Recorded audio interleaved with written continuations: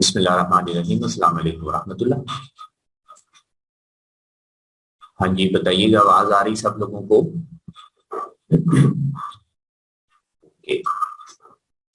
जी, आज का हमारा सेशन है FAR 1 के बारे में, जिसपे हम डिस्कशन करने जा रहे हैं कि एग्जाम की प्रेपरेशन कैसे की जाए। ठीक है, एग्जाम की प्रेपरेशन जो है वो कैसे की जाए, एग्जाम टेक्निक्स क्या है, किस तरह से जो है वो इफेक्टिव स्टडी की जाए कि पेपर पास हो जाए, क्योंकि हमारा ऑब्जेक्टिव एक ही है कि पेपर पास होना चाहिए। तो इसको मैंने दो हिस्सों में डिवाइड किया। एक है बिफोर एग्जाम क्या करना है, दूसरा है कि एग्जाम डे पे हम क्या करने जा रहे हैं।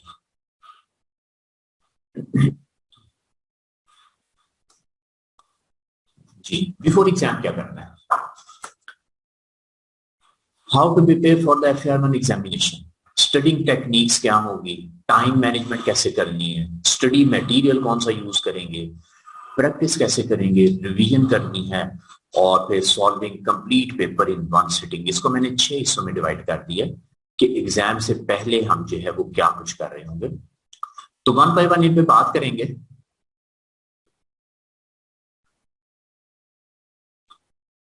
ठीक है, कि एग्जाम टेक्निक्स क्या है, time management, study material, practice, revision, ABCDEF। Logic next पे चलते हैं। स्टडिंग टेक्निक्स, पढ़ने के लिए टाइम, एक्सक्लूसिव टाइम होना चाहिए। हम जब पढ़ने बैठे तो हम जो है वो सिर्फ पढ़ने के लिए बैठे, मीन्स टीवी नहीं देखें उस तरह, मोबाइल यूज नहीं करें उस तरह, नो टीवी, नो मोबाइल, ठीक है, नो चैटिंग, नो व्हाट्सएप, कुछ भी नहीं, इनको साइड पे कर दें। ठीक है, इवन नो ईटिंग, खाना पीना भी बंद। तो ये क्या हुआ, ये तो फिर काम खराब हो जाएगा अगर खाएं पिएंगे नहीं। आप, पहली बात है, आपने पढ़ना है तो ये नहीं है कि 6 घंटे पढ़ना है, आप जो है वो छोटी छोटी स्लॉट्स बनाएं, 2-2 घंटे की काफी होती है, 2 आवर्स, घंटा, 1.5 घंटा, 2 घंटे। उसके बाद आप ब्रेक लें, ब्रेक में आप जो है ये काम करें, फिर सब कुछ करें, टीवी देख लें, मोबाइल पे चैटिंग कर लें, खा पी लें, लेकिन जब आप पढ़ने के लिए बैठे तो फिर सिर्फ पढ़ने के लिए बैठे, कोई डिस्टर्बेंस नहीं होनी चाहिए, सुकून से बैठे और सुकून से बैठ के पढ़ें।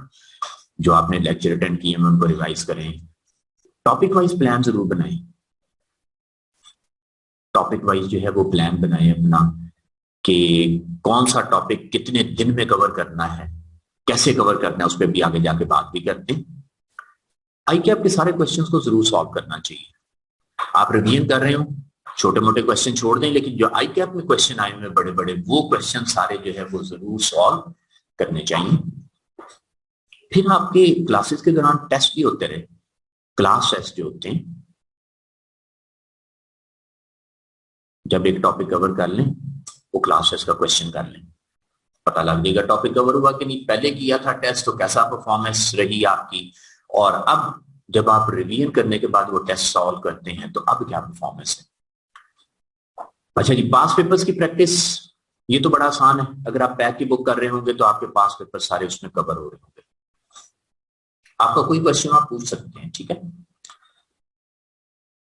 जितने भी टॉपिक आप पढ़ रहे होते हैं उनमें इंपॉर्टेंट पॉइंट्स होते हैं जिनको हम कहते हैं की पॉइंट्स, छोटी छोटी बातें होती हैं कुछ, उनको नोट किया करें, उसे कहते हैं समरी बनाना।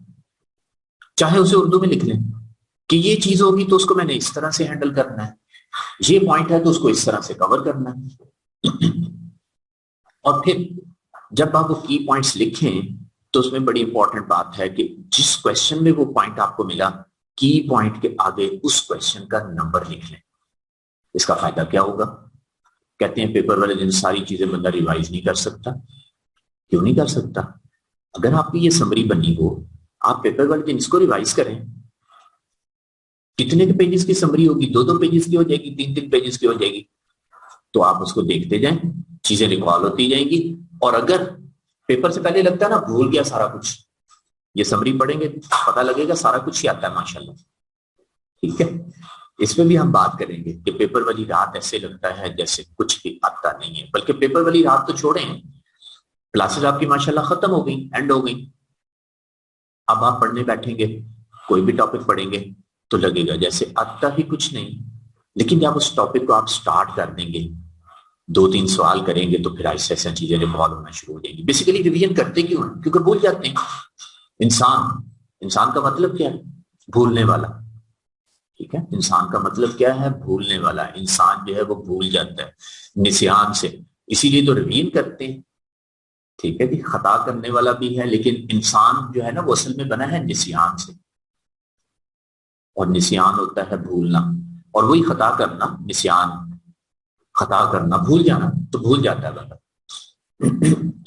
इंसान का मतलब है इंसान। जी बिल्कुल मुनीब साहब, आपने ठीक कहा।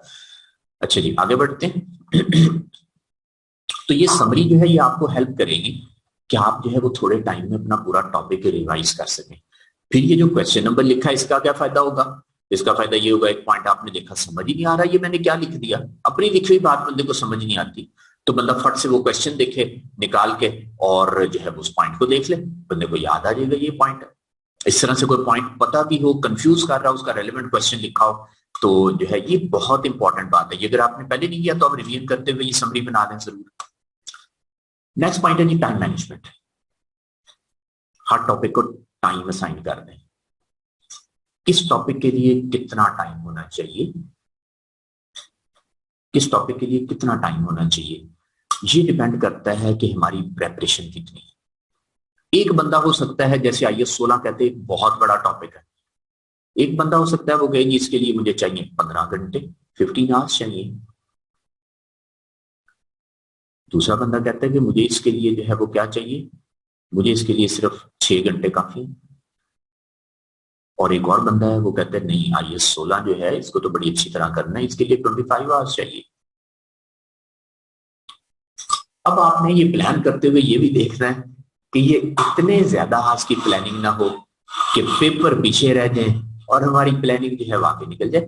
हमारी प्लानिंग होनी चाहिए 3 वीक्स की, इससे ज्यादा नहीं, क्योंकि उसके बाद हमने मॉक देना है। 3 वीक्स के बाद मॉक स्टार्ट हो जाएंगे, तो मॉक देना है हमने, और फिर उसके बाद हमारे पास दोबारा से 1 वीक और होगा जिसमें हम फिर सेकंड रिवीजन पे जा रहे होंगे, उसमें फिर रिवीजन हम कर रहे होंगे वंस मोर।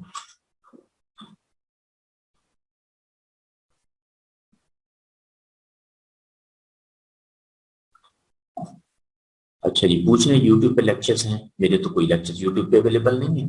आगे चलते हैं। जितने भी पॉइंट्स हों सारे कवर करने हैं, छोड़ना कोई पॉइंट नहीं है। पहली दफा कर रहे हो यानी फर्स्ट रिवीजन जो है उसमें तो सारे सवाल करें, लेकिन उसमें फिर भी आप कर सकते हैं जो बेसिक क्वेश्चंस हैं, छोटे छोटे क्वेश्चन कॉन्सेप्ट के लिए, उनको जो है वो आप क्या करें, उनको करने के लिए उनको देख लें, टाइम बचा लें, लेकिन उनको देखना जरूर पड़ेगा, क्योंकि रिवीजन के टाइम पे आपने सारा कुछ एक दफा दोबारा करना है, और सारी चीजें आपने एक दफा देखनी जरूर है। कुछ क्वेश्चंस देख लें बेसिक, और जो अच्छे क्वेश्चन हो वो आप कर लें। जी नहीं, ऐसा पॉइंट जो आपको आता है, क्वेश्चन देखें, आप सोचें इसको ऐसे करना है, कुछ सोल्यूशन देख लिया, लेकिन चंद एक क्वेश्चन। अकाउंटिंग जो है वो कभी जबानी नहीं होती है। अकाउंटिंग के बारे में मैं कहता होता हूँ कि अकाउंटिंग जो है ना वो करते हैं, अकाउंटिंग जो है वो पढ़ते नहीं है। ठीक है, अकाउंटिंग को पढ़ना नहीं है, अकाउंटिंग को जो है वो करना है। अकाउंटिंग तो करने से आती है, पढ़ने से नहीं आती है। फिर एक और बड़ी अहम बात कि हम क्वेश्चन करें, ओपन टाइम रखें, क्वेश्चन पकड़ लिया और घंटा 2 घंटे उस पर लगे रहे, नहीं, उसका टाइम देखें क्या है। क्वेश्चन के मार्क्स होते हैं, इतने मार्क्स का क्वेश्चन है, उस मार्क्स के अकॉर्डिंगली उन मार्क्स को मल्टीप्लाई करें 1.8 से, और आप देखें कितना टाइम चाहिए उस क्वेश्चन को करने के लिए। ट्राई करें कि उस टाइम में जो है वो क्वेश्चन को सॉल्व किया जाए। हम पेपर में क्या करते हैं, पेपर में टाइम लिमिटेड होता है, हमने उसको थोड़े टाइम में करना होता है, नहीं कर पाते। क्यों? क्योंकि जब हम आज पढ़ रहे होंगे तो आज हमारी रूटीन क्या है कि हम जो है वो ओपन टाइम में क्वेश्चन कर रहे हैं, घंटा घंटा लगा देते हैं 10-10 नंबर के सवाल पे, और फिर जब पेपर में बैठते हैं फिर उसको तेजी से करने की कोशिश करते हैं, तो फिर गलत भी हो जाता है और क्वेश्चन ठीक हो भी नहीं पाता, कंप्लीट भी नहीं हो पाता। तो आज से पेपर की तैयारी शुरू करें।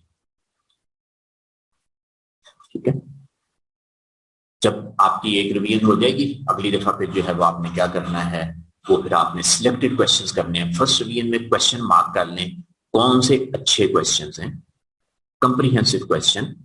आपका कोई ऐसा एक सवाल जिसमें सारे पॉइंट कवर हो जाएं, ऐसा नहीं होता कभी भी, ऐसा नहीं होता कभी भी।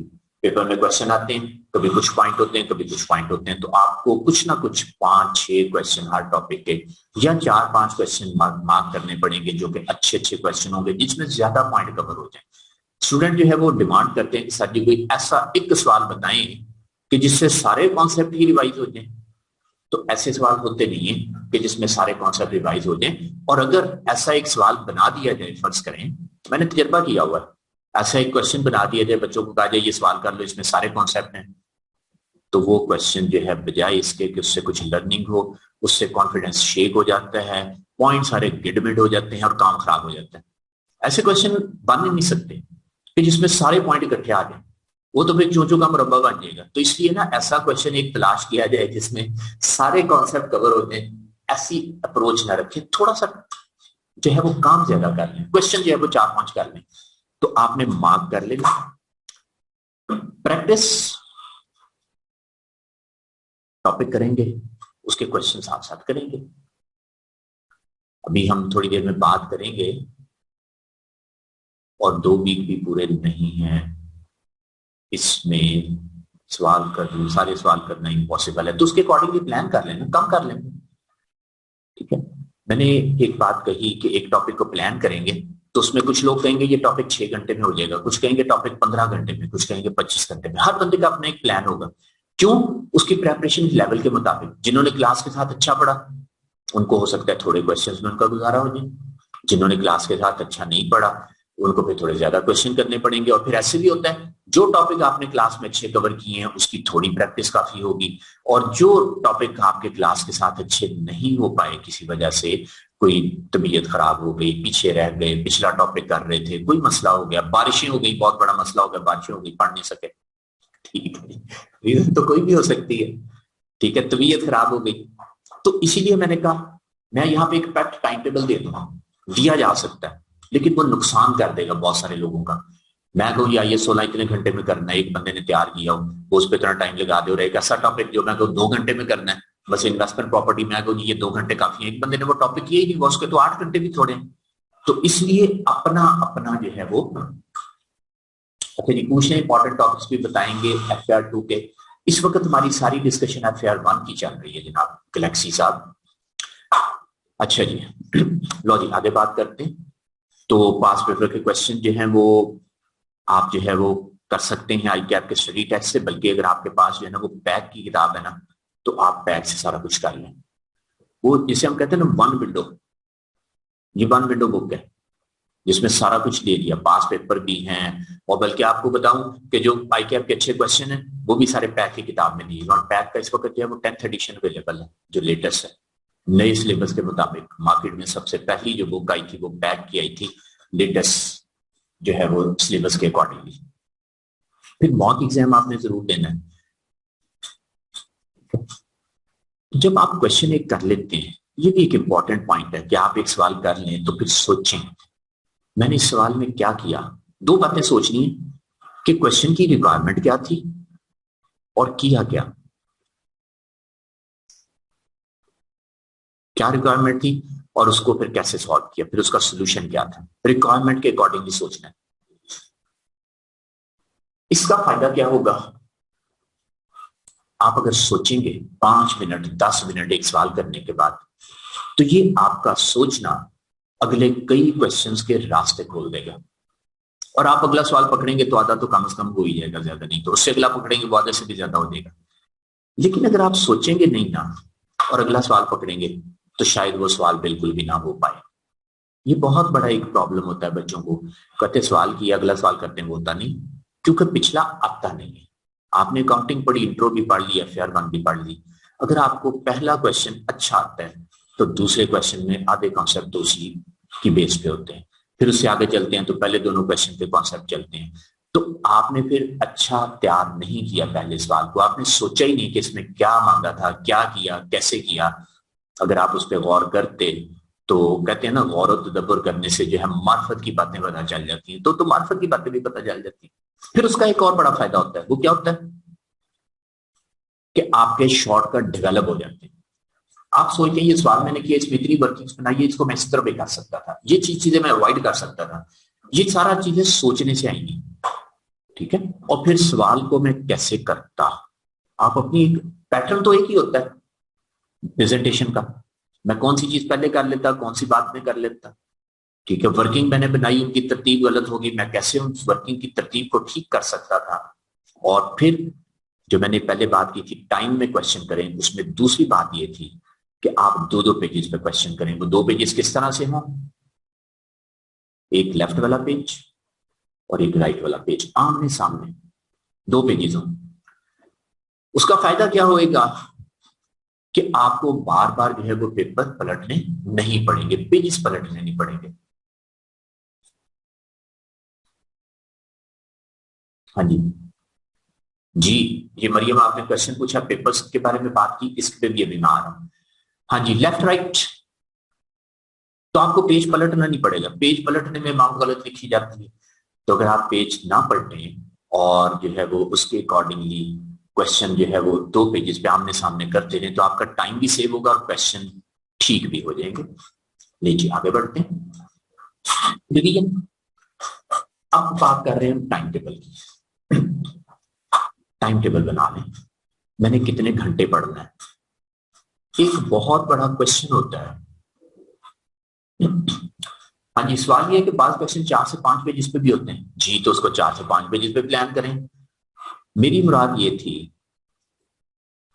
कि ऐसे क्वेश्चन जो छोटे सवाल भी हों उनको भी आप 2 पेजेस पे प्लान करें, उनको भी 2 पेजेस पे प्लान करें। आप एक पेज पे एक क्वेश्चन कर देंगे, अगले पेज से अगला क्वेश्चन शुरू करेंगे, फिर पेज पलटने में लगे रहेंगे। तो इसलिए बेहतर है कि आप 2 पेजेस पे करें, एक पे सोल्यूशन कर लिया, दूसरे पे वर्किंग कर ली, ठीक है। इस तरह से आप उसको जो है वो प्लान करें, इस तरह से उसको मैनेज कर लें।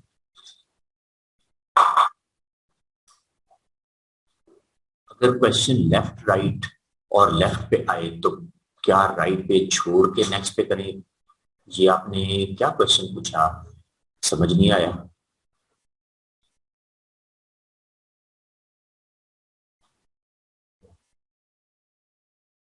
अच्छा, समझ आ रही मुझे, ठीक है। आपने कहा, हमने क्वेश्चन किया, अंडरस्टैंड, लेफ्ट राइट पेज था और ये क्वेश्चन खत्म नहीं हुआ, उसके बाद फिर अगला पेज आया तो वो लेफ्ट था, अब राइट पेज आ गया, ठीक है। यही मेरा ख्याल है, पूछा सवाल यही था। तो अब यहां से क्वेश्चन शुरू करें कि ना करें, आप देख लें, कोई छोटा सा सवाल है तो इस पेज पे कर लें, नहीं तो इस पे आप लिख दें पीटीओ, पटो, जानते हैं ना पटो को, पीटीओ प्लीज टर्न ओवर। तो आप पीटीओ लिख के अगले पेज पे चले जाए, कोई मसला नहीं है, कोई एक पेज खाली भी छोड़ दें लेकिन उस पर मेंशन कर दें कि प्लीज टर्न ओवर, अगले पेज पे चले जाएंगे, ठीक है। ये भी कोई ऐसा प्रॉब्लम नहीं है।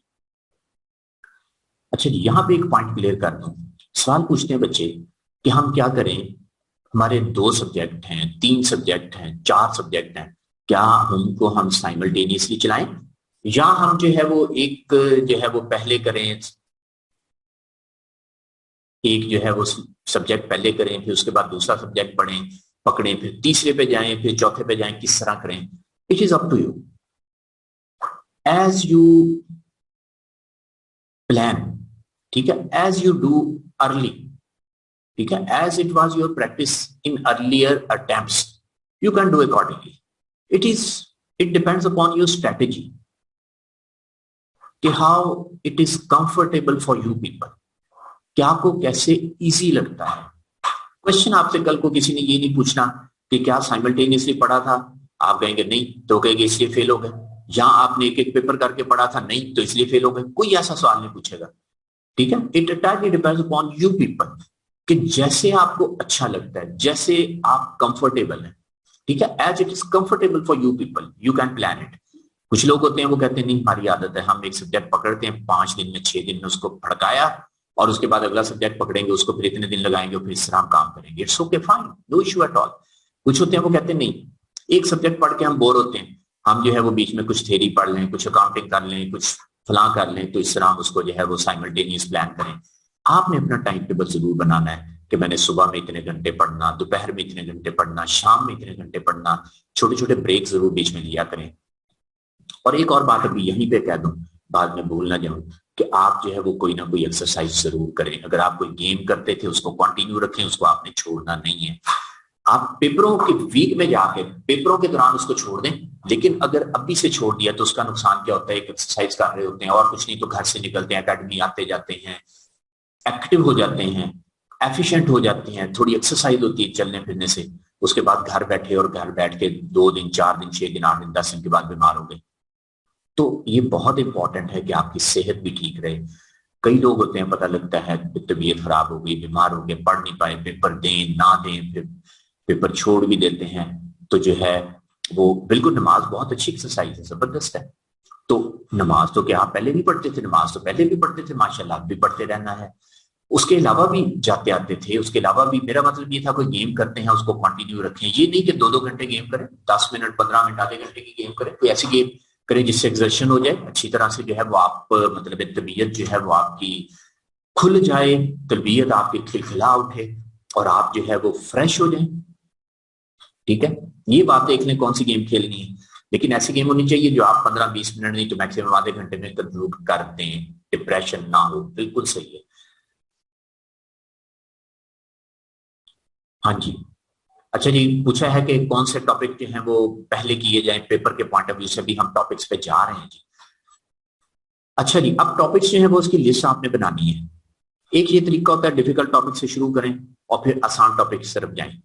उसमें ये होता है कि शुरू में मुश्किल टॉपिक पकड़ा, 8-10 दिन लग गए, बंदे में प्रेशर आ जाता है कि टाइम थोड़ा रह गया, टॉपिक एक ही हुआ अभी तक। उसका बेहतरीन हल ये होता है कि आप जो है वो साइमल्टेनियसली करें।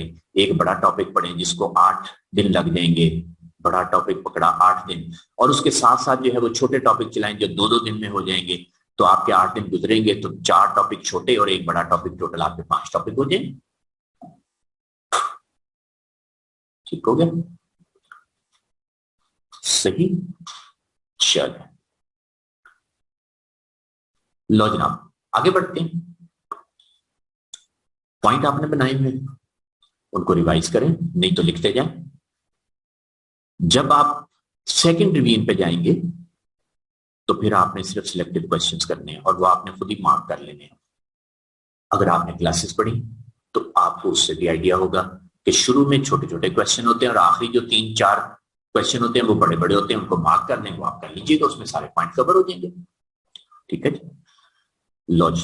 तो ये मार्क आपने करने हैं। क्वेश्चन नहीं भी किए हुए तो क्लास पढ़ी तो उसमें भी आपको पता चल जाएगा। ठीक है जनाब। तो अभी तक हमने जो है वो बात की, टोटल 6 पॉइंट हमने करने थे। Study technique, time management, study material, practice और रिवीजन। तो हमने जो है वो स्टडी टेक्निक पे बात कर ली, टाइम मैनेजमेंट पे बात कर ली कि टाइम को हमने जाया नहीं करना है, टॉपिक्स को एलोकेट करना है टाइम, और वो हमारे अपने लेवल के मुताबिक होगा। फिर प्रैक्टिस हम कैसे कर रहे होंगे, और उसके बाद रिवीजन हमने कैसे करनी है। अब आ जाते हैं सिलेबस पे।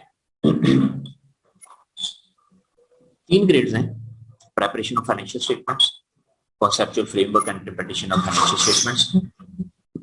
पहला ग्रेड है 40 से 50 मार्क्स का, दूसरा 10 से 20 नंबर का, और तीसरा ग्रेड है अकाउंटिंग फॉर फाइनेंशियल ट्रांजेक्शन जिसके 35 से 45 मार्क्स हैं। ये 3 ग्रेड है। हमने जब भी प्रेपरेशन करनी है ग्रेड्स को जहन में रखना है। और अब हम आ जाते हैं ग्रेड्स पे डिटेल से। ये पहला ग्रेड है जी, प्रेपरेशन ऑफ फाइनेंशियल स्टेटमेंट, 40 से 50 मार्क्स, 40 नंबर तो मिनिमम आने ही आने इस ग्रेड में। अब हम जब तैयारी कर रहे होते हैं तो लेवल 1 और 2 हमें ये बताते हैं कि किस टॉपिक पे छोटा क्वेश्चन आ सकता है, किस पे बड़ा क्वेश्चन आ सकता है, बस ये बताते हैं। लेवल 1 का ये मतलब नहीं होता कि इसको तैयारी ना किया जाए। आप लेवल 1 देखें और तैयारी ना करें तो वो टॉपिक का क्वेश्चन छोटा भी आएगा तो नहीं हो पाएगा। तो लेवल्स जो है वो हमें सिर्फ ये गाइड करते हैं कि इसमें से क्वेश्चन छोटा आना है या बड़ा आना है। तैयारी हमें पूरी करनी है, टॉपिक में जो चीजें हैं वो सारी अच्छे से तैयार करनी है, चाहे टॉपिक लेवल 1 का हो या लेवल 2 का हो। लेकिन हमें ये जरूर पता होता है कि ये लेवल 2 का टॉपिक है तो इस पर क्वेश्चन आएगा तो बड़ा आएगा और अच्छे मार्क्स स्कोर कर सकेंगे। अब आप देखिए इसमें टॉपिक कितने हैं, 1 2 3 4 5 टॉपिक हैं। अब इसमें से आप देखें 40 मार्क्स हैं तो 3 सवाल तो कम से कम इसमें से आए ही हैं। FR1 में लेवल 3 नहीं है जी, लेवल 3 जो है वो ना FR1 में ना FR2 में, बस लेवल 1 और 2 ही है। तो इसमें से 3 टॉपिक तो आए ही आए। अब कौन से 3 टॉपिक आए? जब भी सिलेबस चेंज होता है ना, ठीक है, सिलेबस चेंज होता है तो आमतौर पे क्या होता है पूरी दुनिया में, जब सिलेबस चेंज होता है ना, तो जो नई चीजें सिलेबस में ऐड होती है ना, आमतौर पे उनको एग्जामिन पहली अटेम्प्ट में जरूर किया जाता है, क्योंकि नई चीजें आई होती है ना, और जो पेपर सेटर होते हैं वो पेपर बना रहे होते हैं, पुराने क्वेश्चन चल रहे होते हैं, नया टॉपिक होता है तो उसमें नए नए सवाल होते हैं, पहली दफा पेपर आना होता है, तो वो फिर उसमें बड़ी इजीली जो है ना वो क्वेश्चन भी सेट हो जाते हैं। तो जो नए टॉपिक है ना उनको जरा खास तौर पे हमें जो है ना वो अच्छी तरह से जहन में रखना है। तो आप देखें इसमें नए टॉपिक आपको पता है कौन से? जी, इसमें नए टॉपिक, इसमें जी एक ईपीएस का टॉपिक है और लेवल 2 का टॉपिक है, और आपने किया हो तो इसमें बेसिक ईपीएस भी है और डाइल्यूटेड ईपीएस भी है और बेतहाशा क्वेश्चन है, इसको अच्छी तरह से करना चाहिए। एक बात और बता दूं कि सिलेक्टिव स्टडी नहीं चलती, सिलेक्टिव स्टडी नहीं चलती, लेकिन आप फिर भी रिस्क ले सकते हैं, बजाय इसके कि हम अटेम्प्ट छोड़ दें, हम टॉपिक्स की सिलेक्शन पे चले जाएं तो ज्यादा अच्छे। मेरे ख्याल में अटेम्प्ट जाया नहीं करनी चाहिए। अगर कोई सोचे मैं पेपर दूंगा अटेम्प्ट जाया हो जाएगी, तो मुझे बताएं आपकी एक अटेम्प्ट जाया होने से फर्क क्या पड़ना है? क्या आपने प्लान किया हुआ कि मैंने 10 साल लगाने हैं पेपर पास करने पे, तो फर्क क्या पड़ता है? पेपर पे बैठना चाहिए जरूर, पेपर नहीं छोड़ना चाहिए कभी भी, सिलेक्टिव स्टडी करनी नहीं चाहिए, लेकिन अगर करनी पड़ जाए तो फिर खुद ही करनी है, रिस्क आपने लेना है। आपने एक ग्रेड में ये नहीं करना कि एक ग्रेड पूरा कर लें दूसरा ग्रेड सारा छोड़ दें, फिर आपने ग्रेड वाइज चलना है और देखना है मैं कौन से ग्रेड, हर ग्रेड में से कोई ना कोई टॉपिक जो है ना वो जरूर करना है, हर ग्रेड में से कोई ना कोई टॉपिक जो है वो जरूर करना है। अगर आप 2 ग्रेड कर लें और एक ग्रेड छोड़ के चले जाएं, तो मसलन ये पहला ग्रेड छोड़ दें, कोई बंदा हो कि अच्छा मेरा टाइम थोड़ा है मैं 5 टॉपिक ही छोड़ दूं, तो 40 नंबर तो वैसे ही छोड़ दिए मिनिमम, तो 60 में से क्या पास होना? तो इसलिए ग्रेड वाइज जो है ना वो कुछ टॉपिक कर लिए जाए, कुछ रह जाए तो चले। फिर आगे किस्मत की बातें होती है कि मैंने ये टॉपिक नहीं किया, सवाल नहीं आया, फिर किस्मत की ही बात है मैं जो टॉपिक छड़िया थे वही सवाल आ गया, तो ये फिर जो है ना ये। बाकी जहां तक गैस की बात है कि पेपर में कौन से टॉपिक आ जाएंगे, आई कैप के पेपर में कभी गैस लगाना नहीं चाहिए। गैस लगाने का सबसे बड़ा नुकसान ये होता है, बंदा पेपर में जाके बैठता है तो बंदा देखता है सबसे पहले वो सवाल के ये आना था, ये टॉपिक आना था, वो टॉपिक नजर नहीं आया तो बंदा परेशान हो जाता है कि जो मैंने सोचा था वो आया नहीं। पेपर चाहे आसान हो चाहे मुश्किल हो, तो बंदे के हाथ पांव भूल जाते हैं। इसलिए कभी ये सोच के जाना नहीं चाहिए कि कौन से टॉपिक जो आने। IS8 जरूर करना चाहिए। अभी किसी ने पूछा IS8 छोड़ दें, नया है, पहले नहीं था सिलेबस में, तो IS8 भी चांसेस हैं कि आ जाएगा, ठीक है, IS8 भी आ सकता है, नया टॉपिक है। फिर ये जो नॉन प्रॉफिट ऑर्गेनाइजेशन है, इसमें 2 चीजें हैं, एक है इनकम एंड एक्सपेंडिचर अकाउंट, अगर आपने पढ़ा है टॉपिक, और यकीनन पढ़ा है, माशाल्लाह सारे लोग वही बैठे होंगे जिन्होंने टॉपिक्स पढ़े अच्छे से, जो है वो क्लासेस पढ़ी, तैयारी की, सारा कुछ किया हुआ है। और दूसरा है ASNPO। ASNPO क्या है? Accounting standard for not for profit organisations. तो इसमें कुछ चीजें ऐसी हैं जो कि नई आई हैं, तो इसमें उम्मीद है कि ये भी वो पूछ लेगा। तो 3 सवाल तो यही बन गए। हो सकता है 3 सवाल ये आ जाए जो मैंने मार्क किए, और हो सकता है कि इनमें से एक भी सवाल ना आए। ये इसलिए कह रहा हूं कि अगर हम सोच के जाएं कि ये 3 सवाल तो पक्के पक्के आएंगे और इनमें से कोई भी ना आए, तो फिर आप मुझे तो बुरा भला ना कहेंगे ना। ठीक है, तो बहरहाल अब रह गया statement of changes in equity. Statement of changes in equity का चांस ये है कि ये इसके अंदर ही आएगा, क्योंकि आपने IS8 पढ़ा, तो IS8 में statement of changes in equity भी आता है, करेक्शंस भी आती है, साथ statement of changes in equity भी है। तो IS1 और IS8 मिलके एक सवाल जो है ना वो आने के चांसेस है। कैश फ्लो, कैश फ्लो तो बहुत मजे का टॉपिक है, बहुत प्यारा टॉपिक है, बड़ा सारा टॉपिक है, ज्यादा सारे क्वेश्चन है, तो जिसमें वैरायटी ऑफ क्वेश्चन हो तो उसके चांसेस भी बहुत होते हैं। अब आप कहें सर ये छटिया की तुसी सारा कुछ ही तो आना है, तो बिल्कुल सारा कुछ आना है, ठीक है, बिल्कुल सारा कुछ आना है। लेकिन आप देखें कैश फ्लो का फॉर्मेट याद हो, आपका सवाल आगा तो वैसे ही हो जाएगा। ठीक है, पूछा आइए सेट और टॉपिक से मिल के आ सकता है। आइए सेट का अपना कोई सवाल नहीं है। आइए सेट के सारे क्वेश्चन ही डिफरेंट टॉपिक से बारो किए होते हैं। ठीक है, डिफरेंट टॉपिक से बोरो किए होते हैं, कोई अपना सवाल नहीं है। आइए सेट बताता है गलती हो गई, किसमें गलती हुई, डेप्रिसिएशन में, ठीक कर दें। आइए सेट बताता है कि गलती हो गई, ठीक करना है, कैसे गलती हो गई, मोनेटाइजेशन जो है वो गलत हो गई, स्टॉक की वैल्यूएशन गलत हो गई, स्टॉक गलत लिख दिया। तो इस तरह से आईए सेट का अपना कोई सवाल ही नहीं है। आईए सेट जो है वो एक गरीब चैप्टर है जो बाकी जो टॉपिक्स हैं उनसे सवाल जो है वो बोरो करता है। लो जनाब, मेरा ख्याल है ग्रेड 1 पे अच्छी खासी बात हो गई हमारी, आगे बढ़ते हैं,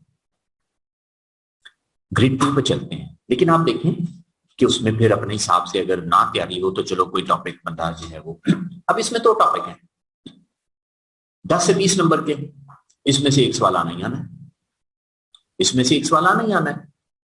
ये आमतौर पर क्लास में एंड पे पढ़ाए जाते हैं, रेशियो एनालिसिस आखिरी चैप्टर है और ये पहला चैप्टर है। तो इन दोनों में से एक सवाल तो मस्ट है, दो भी हो सकते हैं 10 नंबर के सवाल आ जाए। अब रेशियोज और रिपोर्टिंग कॉन्सेप्ट्स जो स्टार्टिंग है, रिपोर्टिंग फ्रेमवर्क, अगर ये कोई दोनों ही छोड़ दे तो 10 नंबर तो सीधे छोड़ दिए, तो बल्कि जो है वो 20 नंबर छोड़ दिए। हाँ जी, तो इसमें जो है वो ये फ्रेमवर्क तो वैसे ही आसान टॉपिक है, रेशो को बड़ी अच्छी तरह तैयार करना चाहिए क्योंकि रेशो में भी चांस है कि जो है वो लेवल 2 का टॉपिक है कि उस पर सवाल आ जाए। लो जी, 3 सवाल उधर से हो गए, इधर से हो गए, 4 सवाल तो हो गए, बाकी क्या रह गया, लो जी पूरा करते हैं अल्लाह के फजल से। अब आ जाएंगी लास्ट ग्रेड पे 35 से 45 मार्क्स। फ्रेमवर्क में क्या कुछ आता है ये मोहतरम आप इसको पढ़ें टॉपिक को तो आपको पता लगे इसमें क्या कुछ है। इसमें कैपिटल मेंटेनेंस के कॉन्सेप्ट्स हैं, इसमें फेयर वैल्यू अकाउंटिंग है, इसमें रिकग्निशन ऑफ एसेट्स लायबिलिटीज की बात होती है। ठीक है, उस टॉपिक को पढ़ेंगे तो ये 3-4 चीजें उसमें हैं। ठीक है, उसके सवाल भी हैं, पेपर में आए भी हुए, उनको आप देखें। ठीक हो गया, ठीक है जहीर, आपने क्वेश्चन पूछा था। लो जी आगे बढ़ते हैं। अकाउंटिंग फॉर फाइनेंशियल ट्रांजेक्शंस 35 से 45 मार्क्स से। चलिए मैं जो है वो सबसे पहले आपसे यहाँ पे ना फिर एंड पे कुछ चीजें भूल जाती हैं, बंदे को याद नहीं रहती है। यहाँ पे एक सॉरी भी आपसे करनी है कि हमारा सेशन जो है वो लेट कुछ स्टार्ट हुआ, 10 बजे का प्लान था, वो 10 बजे शुरू होना चाहिए था। मैं अवेलेबल था, अगर आपने देखा हो तो मैं तो बैठा हुआ था इधर ही अवेलेबल था, लेकिन कुछ आईटी का इशू ऐसा चल रहा था जिसका कोई प्रॉब्लम था, आई डोंट नो कि व्हाट वाज द प्रॉब्लम। वो आईटी के लोग बैठे हुए थे तो वो फिर कुछ थोड़ा सा जो है ना वो, और आईटी जो है ना ये माशाल्लाह इस तरह करती है, मौके पे जो है ना अक्सर इस तरह के काम दिखा जाती है। तो आईटी का ब्लेम जो है वो मेरा ख्याल है आईटी को भी नहीं करना चाहिए, किसी को भी ब्लेम नहीं करना चाहिए। हो जाता है जिंदगी में, थोड़ा बहुत प्लस माइनस चलता है, तो कोई बात नहीं, आपको थोड़ा सा वेट करना पड़ा, खैर है। लेकिन अगर थोड़ा सा वेट करके कुछ अच्छी चीजें मिल जाएं तो कोई नहीं, वो भी ठीक है। ले ये थर्ड ग्रेड आ गया 35 से 45 marks, property plant and equipment. ये तो एक ऐसा टॉपिक है जिसको जितने भी टिक लगा दें थोड़े। आपने पढ़ा हो FR1, पढ़ा क्या हो, आपने यकीनन पढ़ा माशाल्लाह FR1। मुझे बताएं कौन सा टॉपिक ऐसा है जिसमें IS 16 आता नहीं है। डेप्रिसिएशन हर जगह पे हर टॉपिक में आई जाती है, और फिर एक्सचेंज ऑफ एसेट भी अक्सर वो लेके चलता रहता है, कहीं एसेट खरीद लिया तो कहीं बेच दिया। जाहिर है कुछ भी करेंगे, कोई भी टॉपिक पढ़ेंगे तो उसमें फिर एसेट्स तो आएंगे ही और उनकी डेप्रिसिएशन भी आएगी, फिर एसेट्स रीवैल्यू भी हो जाते हैं। ग्रेड 2 जो है वो अगेन शो कर देंगे, और जनाब ग्रेड 2 आ गए।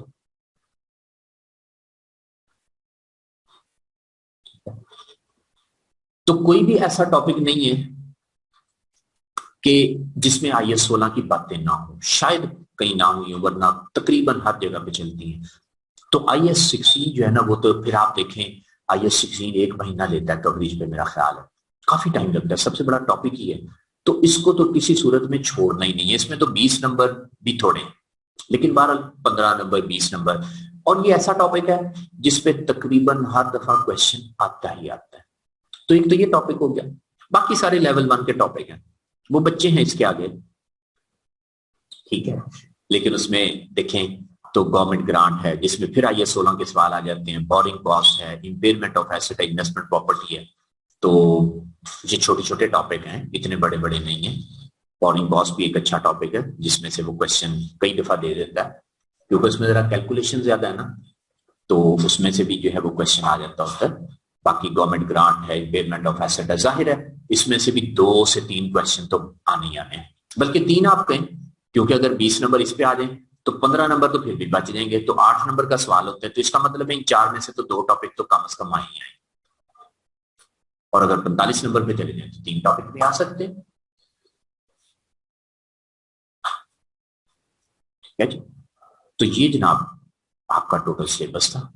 अब आपके सामने सारे ग्रिड्स भी आ गए, और इनको आप सामने रखें तैयारी करते हुए। ये ग्रिड आपके सामने टेबल पे हर वक्त पड़े होने चाहिए, इनको दीवार पे सामने लगा लें, नजर आने चाहिए आपको, डेली बेसिस पता चलना चाहिए कि मैं कौन से ग्रिड में चल रहा हूं। और एक और बात, जब आप प्लान करें अपना टॉपिक्स, जब अपन टॉपिक्स की प्लानिंग करेंगे तो आपने जो है वो किसी एक ग्रिड को पकड़ के पूरा नहीं चलना, ये याद रखिएगा। एक ग्रिड को पकड़ के नहीं चलते रहना कि मैं पहले एक ग्रिड पकड़ लूं, उसको जो है वो मैं साइड पे लगा दूं। हाँ जी, कह रहे हैं कि एक इम्पेयरमेंट जो है वो पीपी के साथ आ सकता है, बिल्कुल आ सकता है। पूरा एक सवाल हो जिसमें प्रॉपर्टी प्लांट एंड इक्विपमेंट भी हो और साथ जो है वो इम्पेयरमेंट भी हो, बिल्कुल इस तरह से सवाल आता है। जाहिर है इम्पेयरमेंट में सबसे पहले तो बुक वैल्यू ही निकालनी होती है। ग्रेड 2 वाली स्लाइड क्या हो गया? ग्रेड 2 वाली स्लाइड ये दूसरी दफा, मैंने तीसरी दफा दिखा दी। हाँ जी, चेक कर लें। लो जी, ग्रेड 1 दोबारा दिखा देता हूं। ये ग्रेड 1 है जनाब, तसल्ली से देखें। ओके, उसके बाद जो है ये ग्रेड 2 है, इसमें 2 टॉपिक हैं। ग्रेड 1 में कितने टॉपिक थे? 5 थे। ग्रेड 2 में जो है वो 2 टॉपिक थे। अच्छा, अब यहाँ पे करेक्शन ऑफ एरर्स भी है। ठीक है, करेक्शन ऑफ एरर्स भी है, ये भी टॉपिक है। तो वो जाहिर IAS 8 है, तो उसके साथ करेक्शन ऑफ एरर्स भी आ जाएगा। लेकिन अलग से सवाल हैं इसके करेक्शन ऑफ एरर के। उसके बाद ये थर्ड ग्रेड है जिसमें भी 5 टॉपिक हैं, और इसमें भी 2 सवाल तो कम से कम, 3 सवाल तो कम से कम है जो बनेगी। ठीक है, तो आपने जो प्लान बनाना है उसमें आपने जो है वो पहला टॉपिक किया ग्रेड सूट है, दूसरा ग्रेड 1 से, दूसरा ग्रेड 2 से कर लें, तीसरा ग्रेड 3 से कर लें। इस तरह से सारे ग्रेड्स जो है ना वो दरमियान में आने चाहिए। ये ना हो कि आप एक ग्रेड पकड़ें, उसको करते जाएं, eight the end of day पता लगे कि मेरे पास टाइम थोड़ा है और एक ग्रेड पूरा रह गया। तो कोई एक ग्रेड पूरा छोड़ना जो है वो बहुत नुकसानदेह है। तो इसलिए जो है ये ग्रेड्स पे आपने फोकस करना है, और पेपर हमेशा इन ग्रेड्स के अकॉर्डिंगली ही आता है, इनसे बाहर नहीं जाता। आखिरी बात हम करने जा रहे हैं बिफोर एग्जाम की, कि पेपर करें आप। आपको पता है कि आपका पेपर होगा ट्यूसडे को। आप हर ट्यूसडे को बैठ जाएं, आप जो है वो हर ट्यूसडे को बैठ जाएं, एवरी ट्यूसडे। किस टाइम? 9 बजे से लेकर 12:15 बजे तक। उठना नहीं है आपने, 3.25 घंटे बैठे रहना है। और क्या करना है आपने जो है वो एक ICAP का पेपर पूरा कंप्लीट पेपर सॉल्व करना है। ठीक है, ICAP का पूरा पेपर आपने सॉल्व करना है। इंपॉर्टेंट थ्योरी भी बता दें, कोई थ्योरी आपको याद करने की जरूरत नहीं है। ICAP की ये पॉलिसी है अकाउंटिंग के पेपर्स में, बाकी पेपर्स का मुझे नहीं पता, वो टीचर्स ही बताएंगे, कि rote learning is not required, रटा नहीं चाहिए। You have to write down in your own words. अगर आपने हर टॉपिक के पॉइंट लिखे हुए हैं तो आपकी थ्योरी कवर हो गई, आपकी थ्योरी कवर हो गई। आपसे पूछेगा, आप जो है वो वहां से पढ़ेंगे, पढ़ा हुआ आपने, लिखा हुआ आपने, पॉइंट्स आपके ज़हन में, आप वो पॉइंट लिख देंगे। ठीक है, तो इसलिए जो है वो आपको कोई, मेरा नहीं ख्याल कि स्पेशली जो है ना वो टॉपिक याद करने की जरूरत है कि फलाने फलाने टॉपिक में से थ्योरी, वो किसी भी टॉपिक में से थ्योरेटिकल क्वेश्चन पूछ लेता है। मसलन अभी जो सेकंड लास्ट अटेम्प्ट थी उसमें क्वेश्चन आया जिसमें उसने 20 नंबर का सवाल दिया, 3 पार्ट थे उसके, ABC, और एक में IAS 20 का क्वेश्चन पूछा हुआ था, एक में IAS 40 का पूछा हुआ था एक पार्ट में, और एक में IAS 23 का था। 3 स्टैंडर्ड्स के 3 पार्ट थे, तीनों इंडिपेंडेंट पार्ट थे और तीनों थ्योरेटिकल थे। कोई डेफिनेशंस नहीं थी, एक सिनेरियो दिया हुआ था कि ये चीज है, इसको बताएं क्या करना है, अकाउंटेंट ने इस तरह कर दिया, आप बताएं ठीक किया कि नहीं, आपको पता है आप बताएंगे बोरिंग कॉस्ट में इस तरह कैपिटलाइजेशन करते हैं, ऐसे नहीं करनी चाहिए थी, ये करना चाहिए था, वो करना चाहिए था। तो इस तरह से जो है वो रेशो में भी थ्योरेटिकल क्वेश्चन है, वो बता दें। रेशो में थ्योरेटिकल क्वेश्चन, आपने जहीर साहब रेशियोज के सवाल किए हैं ना, हर सवाल में जो है वो रेशो की कैलकुलेशन भी होती है, उसके कमेंट्स भी होते हैं। तो रेशो में तो दो बातें होती हैं ज्यादातर, कि रेशो कैलकुलेट करें, उसका कमेंट करें हर सवाल में, ठीक है। उसमें बताएं पूरा टॉपिक इस तरह से है कि आपको हर रेशो का मतलब आना चाहिए और आप अपने अल्फाज में लिख सकें कि ये रेशो अच्छी है तो क्यों अच्छी है, अच्छी नहीं है तो क्यों अच्छी नहीं है। आगे चलते हैं जी।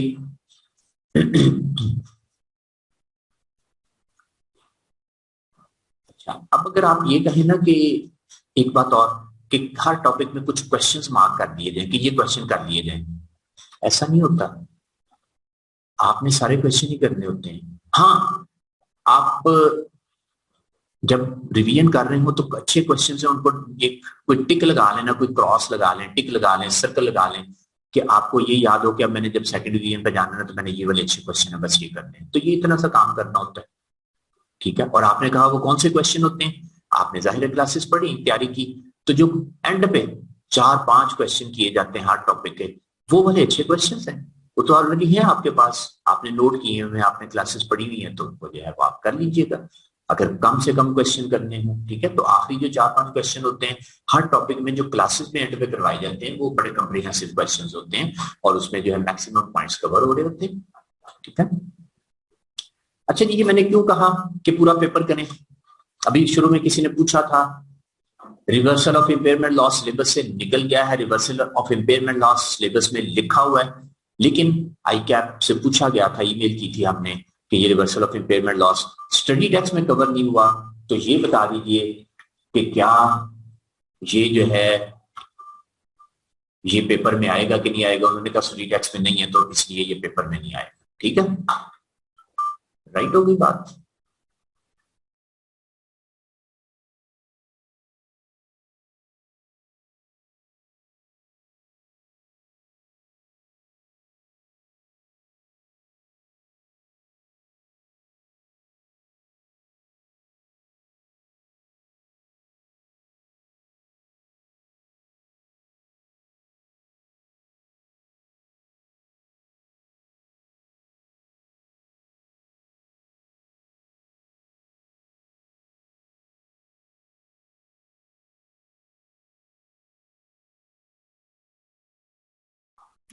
ले जनाब, तो उसमें जो है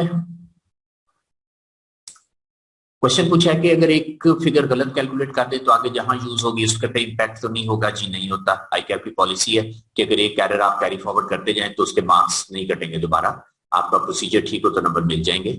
एक किसी तरह एंट्री गलत आपने कर दी, सेकंड एंट्री उसकी वजह से अमाउंट्स गलत हो गई, तो फिर उस पर उसका इम्पैक्ट नहीं होगा, उसके मार्क्स मिल जाएंगे। अच्छा जी, ये एक्सरसाइज करने की जरूरत क्यों है, हम जाके सीधे पेपर में बैठते हैं, एक दफा आपने मॉक भी देना है, तो हम जाके सीधे जो है वो पेपर में एक दफा बैठ जाएं और फर्स्ट टाइम वहां पे बैठे और हमें समझ ही ना आए क्या कर दिया हमने, क्या करना चाहिए था, तो प्रॉब्लम हो जाए। बेहतर है कि हम पहले से कुछ एक्सरसाइज करके जाएं और हमें आइडिया हो कि पेपर में क्या क्या मसले हो जाते हैं। फिर पेपर में बच्चों की शिकायत होती है पेपर कंप्लीट नहीं हुआ, ये एक्सरसाइज करने का क्या नतीजा होगा, 3 घंटे में पेपर कंप्लीट हो जाएगा, पेपर में टाइम मैनेज नहीं हो सका, आपका टाइम मैनेज करना आ जाएगा। अलग अलग टॉपिक पढ़े सर जी तो बड़े अच्छे रहे, जब इकट्ठे पेपर में करने लगे तो सारे गिडमिट हो गए, तो वो गिडमिट सारे ठीक हो जाएंगे एक दफा 2 दफा। हाँ जी, पूछा है कि जो रीडिंग टाइम उसको कैसे यूटिलाइज करना है, आगे चल के उस पर बात होगी एग्जाम डे पे। ये लास्ट स्लाइड है, इसके बाद हम एग्जाम डे पे आ रहे हैं कि उस पर क्या करना है हमने।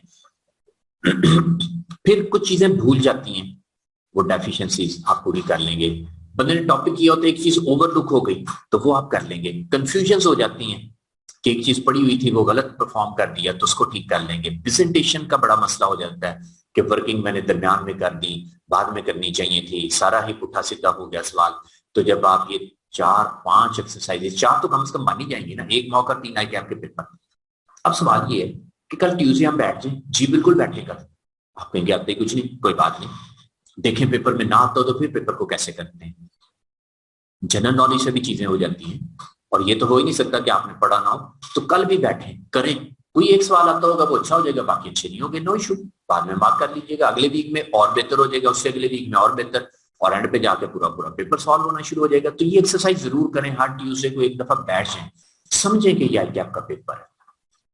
ठीक है, तो ये जो प्रॉब्लम्स होती है ना कि ऐसे हो गया वैसे हो गया, उनका सोल्यूशन एक ही है कि हम पहले से ये थोड़ी सी प्रैक्टिस करके जाएं कि पेपर में कैसे बैठना है, कैसे काम करना है।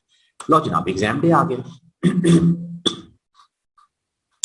FR2 जो है वो 11:30 स्टार्ट होगा, बस हम 5 मिनट में इसको इंशाल्लाह कंक्लूड कर लेंगे। एग्जाम डे पे भी मैंने कुछ बातें लिखी हैं, प्रीकॉशंस क्या हैं, पेपर को पढ़ना है, रीजनेबल टाइम एलोकेट करना है, आसान क्वेश्चन पहले करें, पेपर को रिव्यू कर लें। लो जी आगे बढ़ते हैं। प्रीकॉशंस क्या है, आपने देखना है पेपर मेरा किस टाइम है, किस डेट पे है, और वेन्यू क्या है। कहीं हम गलती से, वैसे ऐसे होता नहीं है लेकिन कभी कभार हो भी जाता है कि हमारा पेपर किसी और सेंटर पे हम कहीं और पहुंच जाए, बाद जाके पता लगे पेपर इधर नहीं है, फिर दूसरे सेंटर पे जाते हुए टाइम जाया हो जाए। इसलिए शायद कभी ऐसा भी गलती हो जाए, इंसान है ना, कि तैयारी करके जाए FR1 की, तो आगे जाए तो पता लगे आज तो टैक्स का पेपर है, तो काम ही खराब हो जाए कि है मैं तो FR1 की तैयारी करके आया, यहाँ जो है वो टैक्स की तैयारी करके जाए और वहां पहुंचे तो पता लगे टैक्स का पेपर तो कल हो गया था। अल्लाह ना करे ऐसा हो कभी, लेकिन ये जरा देख लेना चाहिए, सामने डिस्प्ले कर लेना चाहिए। ये पास एक्सपीरियंस है ना बच्चों का, उसकी वजह से बता रहा हूँ कि टाइम क्या है, कितने बजे पेपर है। बता दोपहर को पहुंचा, पता लगा था पेपर तो सुबह को। वहां पहुंचे, लोग जा रहे थे, उनसे पूछा किधर यार पेपर नहीं देना, उन्होंने कहा पेपर तो दे के जा रहे हैं। तो इसलिए ना ये चीजों का जरा ख्याल करना चाहिए। लो जी, मैं अब कहना तो नहीं चाहता था लेकिन उस्मान साहब ने बता दिया। उन्होंने कहा सर पहली बार मैं किसी और सेंटर पे चला गया था, और ये हकीकतें हैं जो मैं आपके साथ शेयर कर रहा हूँ, बच्चे बताते हैं, उनका एक्सपीरियंस है, इसलिए आपको बता रहा हूँ। टाइम का पता नहीं होता, दोपहर को चले गए, डेट का पता नहीं, टैक्स का पेपर देने गए तो पता लगा वो कल हो गया था। तो सोचिए आप कि फिर क्या हाल होगा बंदे का। वेन्यू, जैसे उस्मान साहब ने भी कहा, इस तरह और भी एग्जाम्पल हैं कि सेंटर कोई और था, पहुंच गए और गए, दोस्तों से बात की, यार उत्थे सेंटर पे नहीं ठीक है, उत्थे चले गए, जाके उत्थे जाकर 8:45 अंदर जाने लगे, उन्होंने कहा जी आपका तो यहाँ रोल नंबर ही नहीं है, देखा तो ओहो सेंटर तो फलां जगह पे है, तो फिर दौड़ लगानी पड़ती।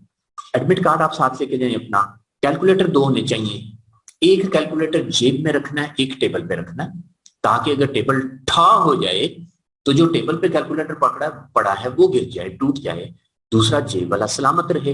अगर दोनों ही टेबल पे रख दिए तो जब टेबल गिरेगा तो दोनों ही गिर जाएंगे, फिर दोनों काम खराब कर देंगे। तो इसलिए एक जेब में रखना है, एक टेबल पे रखना है। ठीक है, अच्छा जी। उसके बाद जी, ब्लैक इंक पेन यूज करना है आपने, ball point pen, ink pen, whatever you use. आई क्या आपने कहा ब्लैक कलर यूज करें, टेबल कंफर्टेबल नहीं होते, मुझे बता रहे हैं, पूछ रहे हैं मेरे से, मैंने इसलिए कहा टेबल जो है ना वो कुछ इस तरह के भी होते हैं, बार गिर जाती चीजें। आपने अपना नाम रोल नंबर सिर्फ स्पेसिफिक प्लेस पे लिखना है, उसके अलावा कहीं और लिखेंगे तो प्रॉब्लम हो जाता है। ठीक है, हाँ जी, देखिए मेरे साहब ने बताया कि एक बार सेंटर पे पहुंच गया था तो याद आया कि एडमिट कार्ड रह गया था, तो देख लें, इसीलिए आपसे कहा कि ये जो है वो चीजों का ख्याल रखें, छोटी छोटी चीजें। कोई आइडेंटिफिकेशन मार्क कहीं पे ना लगाएं, कोई नाम ना लिख दें कहीं पे, कोई ऐसी बात ना करें जिससे फील हो कि आपने कोई आइडेंटिफिकेशन मार्क लगा दिए, इस पर खाम खा इशू बन जाते होते हैं। सबसे पहला क्वेश्चन कौन सा करना है, हाँ जी, अब पेपर को रीड करना है, 15 मिनट आपके पास, रीड कर लें, मार्क्स एलोकेशन देख लें क्या है, क्वेश्चन की रिक्वायरमेंट्स क्या है। पेपर पूरा नहीं पढ़ सकेंगे आप, क्वेश्चन आप देखिए कौन सा क्वेश्चन आपको अच्छा आता है वो पहले करें। कोई ऐसा प्रायोरिटाइजेशन नहीं है कि कौन सा क्वेश्चन करना है, कोई फर्क नहीं पड़ता, जो सवाल पहले मर्जी करें, लेकिन क्वेश्चन का नंबर वही लिखना है जो पेपर का हो, और जैसे ही पेपर का टाइम हो जाए स्टार्ट कर दें पेपर। अब अकाउंटिंग में क्वेश्चन करने का ना एक वे होता है, वो ये है कि ऐसे कभी नहीं होता आपने अकाउंटिंग पढ़ी कि आप क्वेश्चन पूरा पढ़ें उसके बाद कहीं अब मैं इसको सॉल्व करता हूं। अकाउंटिंग का पेपर तो इस तरह से करते हैं, सवाल इस तरह से करते हैं, क्वेश्चन शुरू किया, जो चीजें आती जाती हैं उनको लिखते जाते हैं, कौन सी चीज किधर लिखनी है उनको लिखते जाते हैं साथ साथ। ये नहीं होगा कि मैं एक दफा सवाल पढ़ लूं फिर दोबारा शुरू हो जाऊं, सवाल एक ही दफा पढ़ते जाना और करते जाना है, बस यही उसका तरीका होता है। तो आप अगर पहले कहीं मैं कोई सवाल पढ़ लूं उसका फायदा नहीं होगा मेरे ख्याल में, क्योंकि जब आपने सवाल पढ़ना है साथ साथ करना भी है। तो इन 15 मिनट्स की यूटिलाइजेशन अच्छी ये हो सकती है कि एक तो हम देख लें कि कितने कितने मार्क्स के क्वेश्चन हैं, कौन कौन से टॉपिक आए, इनकी रिक्वायरमेंट्स क्या हैं, और उसको प्रायोरिटाइज कर लें। और उसके बाद जो है वो हमारे जो 15 मिनट में से जो टाइम बचे उसमें मेरा ख्याल एमसीक्यूज कर लेने चाहिए। एमसीक्यूज जो है ना वो आप मार्क कर लें, छोटे छोटे पॉइंट लगा लें, क्वेश्चन पेपर पे भी अपना नाम और रोल नंबर लिख लें, उस पर छोटे छोटे पॉइंट लगा लें। जैसे पेपर का टाइम स्टार्ट हो तो क्वेश्चन आपने पहले से एमसीक्यूज किए हो, ठक से लिखें, 5 मिनट भी नहीं लगेंगे, तो आपके 10-12 नंबर जो है वो 3-4 मिनट में आ जाएंगे। तो ये अच्छी यूटिलाइजेशन हो सकती है, ये मेरा ख्याल है। आप देखिएगा अगर ये बेहतर है तो इसी तरह कर लें। उसके बाद पूछा है हर पार्ट नए पेज से करना है। जी बिल्कुल, हर पार्ट नए पेज से करना है। क्वेश्चन पेपर पर हाईलाइटिंग अलाउ है। आपके पास इतना टाइम होगा कि आप पेपर पकड़ें और उस पर हाईलाइट करना शुरू कर दें? तो मेरा ख्याल है पेंसिल यूज किया करें आप, हाईलाइटर जो है वो, ये वैसे आपने क्वेश्चन पूछा है, ये क्वेश्चन जो है ना आई के आपको मेल करें मोहम्मद अहमद साहब के जो है वो जो एमसीक्यूज नहीं होते वो ना हो, फिर बाद में देखी जाएगी। ठीक है, तो ये आप आई के आपको एक ईमेल करें, उसमें पूछें कि क्या हाईलाइट कर सकते हैं क्वेश्चन पेपर के ऊपर। क्वेश्चन पेपर पे तो वो कहते हैं लिखना ही मना है, तो मेरा नहीं ख्याल के अलाउ होगा। शॉर्ट क्वेश्चन पहले अटेम्प्ट कर लें, फिर लॉन्ग क्वेश्चन कर लें। मैंने कहा जैसे आपको अच्छा लगे आप कर लें, बिल्कुल कर सकते हैं, क्यों नहीं। छोटे छोटे क्वेश्चन कर लें पहले। अच्छा जी, अब क्वेश्चन पे आपने टाइम इस तरह लगाना है, मार्क्स कितने हैं उसको 1.8 से मल्टीप्लाई करें। 10 नंबर का सवाल है, 1.8 से मल्टीप्लाई किया, 18 आंसर आ गया। तो 18 डजंट मीन कि 18 मिनट के बाद ठक से सवाल बंद कर देना। आप 18 मिनट का सवाल है 15 मिनट में भी कर सकते हैं, 20 मिनट में भी कर सकते हैं, 22 मिनट में भी कर सकते हैं। 2-4 मिनट ऊपर नीचे हो जाए तो उससे कोई फर्क जो है वो नहीं पड़ता। और हाँ जी, मैं अभी बताता हूं, एमसीक्यूज तो एक ही पेज पे करते हैं सारे, उससे फर्क नहीं पड़ेगा। बाकी जो क्वेश्चंस होंगे हर क्वेश्चन नए पेज से करना है, उसका पार्ट भी नए पेज से करना है। बुलेट पॉइंट्स में लिखें थेरी, कुछ रेटिकल क्वेश्चन हो ना तो पैराग्राफ के बजाय उसके बुलेट पॉइंट्स लिखें। मैं बता ये रहा था कि इतना हार्ड एंड फास्ट नहीं है 18 मिनट, थोड़ा सा टाइम कम ज्यादा हो जाता है। मैंने तो कम से कम जिंदगी में बड़ी कोशिश की, लेकिन कभी इसके मुताबिक पेपर नहीं हुआ, कभी 4 मिनट ऊपर चले गए, कभी नीचे रह गए। तो आगे चलते हैं। अच्छा जी, नेक्स्ट बात करते हैं, और फिर वर्किंग आपने जरूर करनी है। और अवॉइड अननेसेसरी का मतलब ये है, कुछ चीजें होती हैं ब्रैकेट में प्लस माइनस हो जाती हैं, क्लास पढ़ते हुए हम उसके अकाउंट बनाते हैं। आप अगर उसको डायरेक्ट कर लें प्लस माइनस करके, आप आई कैप के सोल्यूशन देखें, आप उनको डायरेक्ट भी कर सकते हैं। तो जरूरी नहीं होता कि बहुत ज्यादा वर्किंग फैला दी जाए। और फिर एक और इंपॉर्टेंट बात है वो भी मैं बताता हूँ। क्वेश्चन जो है वो आपने जो आपको आसान लगे वो सबसे पहले करें। तो ये नहीं है कि फलाने टॉपिक का करना है, मुझे एक टॉपिक का सवाल आसान लगा है मैं वो पहले कर लूं। पेपर अगर इजी नजर आए तो मत खुश हो, जब करेंगे तो फिर पता लगेगा कैसा है। और अगर पेपर देखने में जो है वो दिखने में डिफिकल्ट नजर आए तो आप पैनिक ना हो जाए, उससे पेपर सारा खराब हो जाएगा। पहली बात ये कि क्या पेपर आसान है या मुश्किल है, पेपर देख के कभी पता नहीं लगता जब तक उसको सॉल्व ना किया जाए। तो मेरा ख्याल है ये सोचना ही गलत है कि पेपर आसान था या मुश्किल था। ठीक है, अच्छा जी, आखिरी बात करने जा रहे हैं। तो हर पार्ट नए पेज से करना है सिवाय एमसीक्यूज के। ठीक है, ये बात इस दफा जो है वो बच्चों को मैंने कहा था, उन्होंने मेल करके आई कि आपसे पूछ लिया था। 2-3 बच्चों ने मेल की थी, उन्होंने कहा था कि नया पार्ट नए पेज से करना है। एमसीक्यूज एक ही पेज पे कर लेंगे, क्योंकि एमसीक्यूज अगर 12 है तो 12 पेजेस पे कभी ना करेंगे। अच्छा जी, वर्किंग टी अकाउंट में कर लें, जैसे मर्जी कर सकते हैं जी वर्किंग।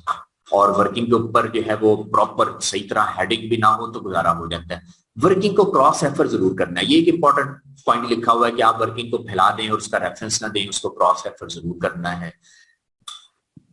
आपने पेपर हैंड ओवर करने से पहले कम से कम 15 मिनट पहले या आखिरी सवाल शुरू करने से पहले, बिफोर एंड टाइम, क्योंकि एंड पे तो टाइम ही नहीं होना आपके पास। एंड पे तो हो सकता है आप पेपर कर रहे हो, आपसे पेपर ही छीन लें कि टाइम हो गया।